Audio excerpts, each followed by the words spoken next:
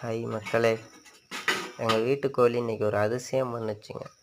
எங்கள் வீட்டு கோழி சோளம் தின்னு பார்த்துருக்கேன், அரிசி தின்னு பார்த்துருக்கேன், சோறு தின்னு பார்த்துருக்கேன், தண்ணி குடிச்ச கூட பார்த்துருக்கேங்க, குப்பை கிண்ண கூட பார்த்துருக்கேங்க.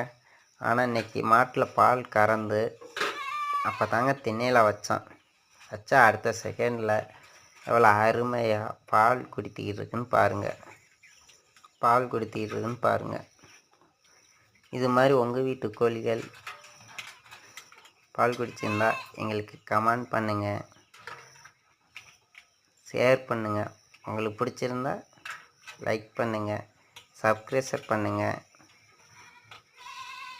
எவ்வளோ இயற்கையாக அருமையாக குடித்திருக்குன்னு பாருங்கள். வணக்கம் மக்களே.